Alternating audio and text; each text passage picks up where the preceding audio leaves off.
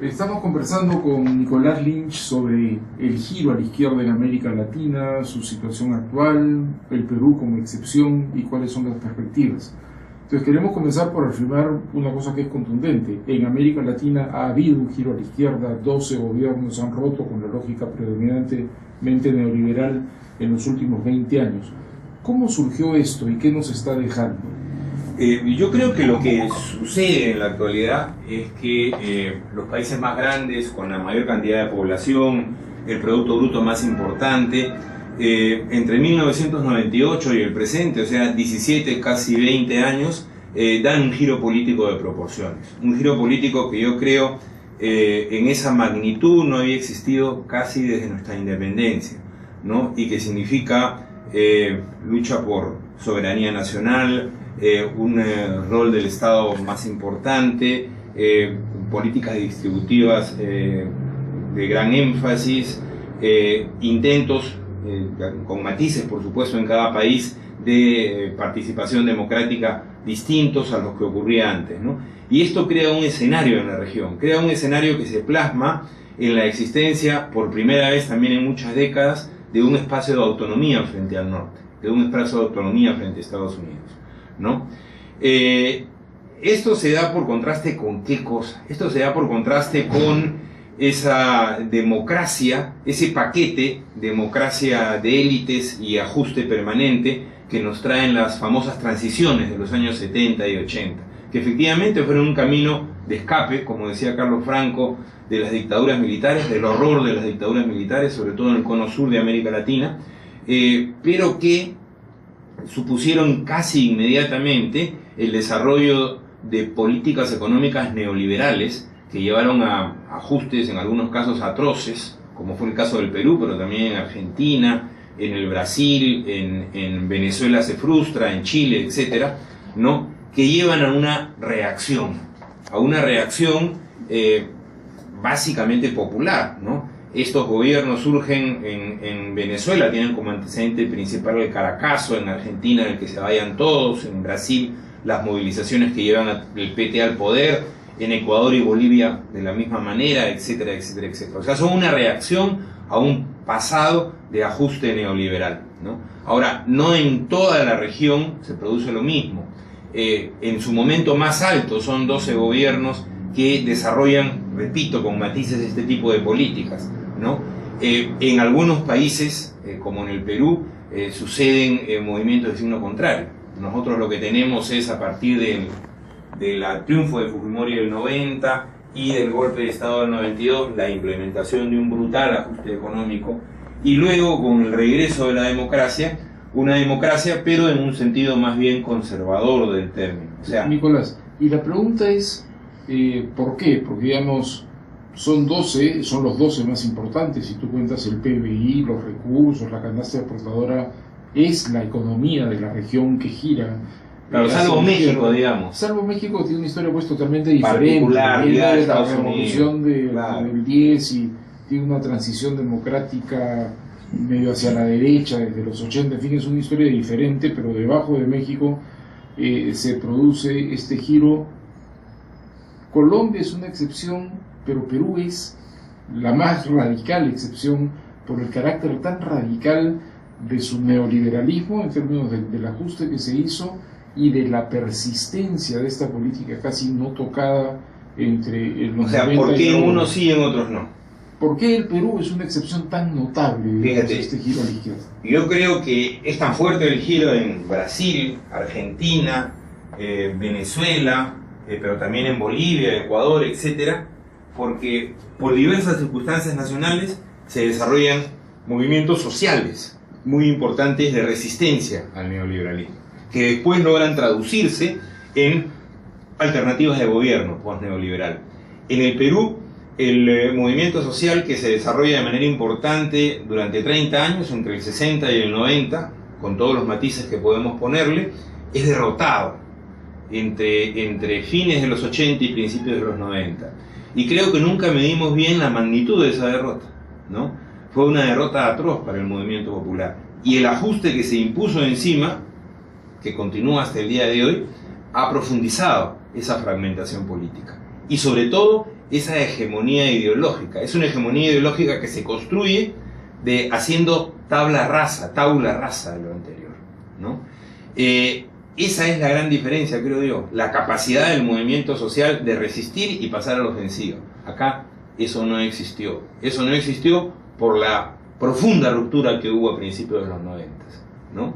Entonces, la democracia que construimos después es una democracia con graves falencias. O sea, brinda algunos derechos civiles y políticos, pero elimina o esconde los derechos sociales. Y sobre todo, criminaliza, por lo menos con la indiferencia de la mayoría de la población, criminaliza la protesta social, ¿no? Cosa que no sucede en los otros países. Esa es una cosa bien importante a remarcar. Cuando se intenta criminalizar protesta social, que también se intenta, hay insurrecciones populares. En Venezuela, en Argentina, ¿no? Y eso lleva a que finalmente eso se traduzca en gobiernos populares. Ahora bien, esto no quiere decir que esta historia es un lecho de rosas, ¿no? Yo creo que hay coyunturas y hay momentos de crisis. Hay momentos de crisis tanto para el derechismo peruano como para el progresismo latinoamericano. Y de alguna manera en este momento nos encontramos en esa coyuntura de crisis. Ahora, digamos, este giro a la izquierda, después de 20, 17, 15, 10 años, depende de cuándo arranca en cada país, efectivamente enfrenta hoy un momento de inflexión. Y me parece que se combinan dos cosas. Uno, el agotamiento del ciclo económico, de crecimiento, abundancia de ingresos, que efectivamente pues hizo más fácil, digamos, una gran fiesta redistributiva. Hoy día, con la desaceleración de China y la caída de los precios y la demanda de los commodities, no hay esa base material de recursos redistribuibles sobre las cuales se monte de alguna manera este gran ciclo, que es un ciclo nacionalista redistributivo en muchos casos, ¿no? Pero por otro lado también hay fenómenos de agotamiento político propiamente, más allá del tema económico, acusaciones de corrupción y obviamente una campaña política de las derechas por tumbarse abajo el giro en su conjunto, ¿no? Bueno, yo creo que ¿Cómo ves las perspectivas de eso? Hay tres cosas, ¿no? Yo veo por un lado efectivamente las dificultades de continuar en un momento de vacas flacas, como tú dices, lo cual pone la mirada en tratar de desarrollar una forma de crecimiento económico post-neoliberal, para dar un nombre general, digamos, ¿no? Tenemos desde el modelo venezolano que todos criticamos, tomar los excedentes del petróleo y repartirlos sin más, ¿no? Hasta, por lo menos en el caso brasileño, hacer políticas macroeconómicas neoliberales, pero implementar al mismo tiempo programas sociales redistributivos, y algo en el medio, que ha sido el modelo argentino, ¿no?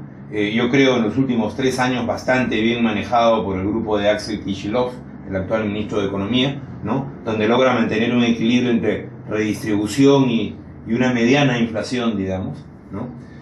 Porque de poco sirve tener 3% de inflación si tienes 12% de trabajo decente, nada más, ¿no? Hay que tener en cuenta eso. Entonces, yo creo que ese es el primer punto, vacas flacas y dificultad de encontrar un modelo alternativo post-neoliberal, ¿no? Donde se han hecho avances, indudablemente.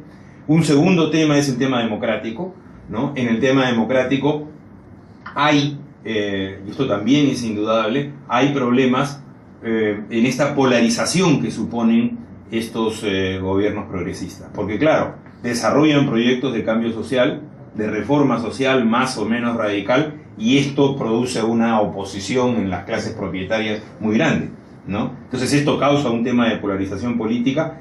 Esta ha sido bien, mal, regularmente manejada, ¿no? Pero en todos los países se ha dado, ¿no? Yo creo que el caso de peor manejo de parte del gobierno es Venezuela. Quizás el caso de mejor manejo sea la Argentina, donde parece ser que va a ganar el candidato Scioli, después de, digamos, 12 años de kirchnerismo, ¿no? Y en el medio tienes tú las acusaciones de corrupción contra el gobierno del Partido de los Trabajadores, ¿no? Y las múltiples contraofensivas con Lula a la cabeza que ya ha dado en los últimos 10 años, ¿no? Pero tienes un segundo problema de polarización política y también de encuentro de una nueva matriz democrática. Y tercero, tienes los proyectos de integración que estos procesos causan, ¿no? Y que están en competencia. UNASUR y Mercosur por una parte y la Alianza del Pacífico por otra, ¿no? Yo creo UNASUR y Mercosur tratando de afirmar un espacio autónomo para América Latina, la Alianza del Pacífico buscando subordinar a los países neoliberales a una articulación con la economía norteamericana. O sea, son dos proyectos alternativos, donde se juega, creo yo, buena parte del destino de la región. Y por último, donde quizás podríamos hacer una síntesis, un resumen de todo este tema, como economía, democracia, integración, se plasman en encontrarle un nuevo sentido a la región, un nuevo sentido a esta América Latina. América Latina, paradójicamente, como dicen Quijano y tantos otros, siempre se ha debatido entre las fuerzas que quieren borrarla del mapa, ¿no? Desde hace 5 siglos por lo demás, ¿no? La crearon para conquistarla, ¿no?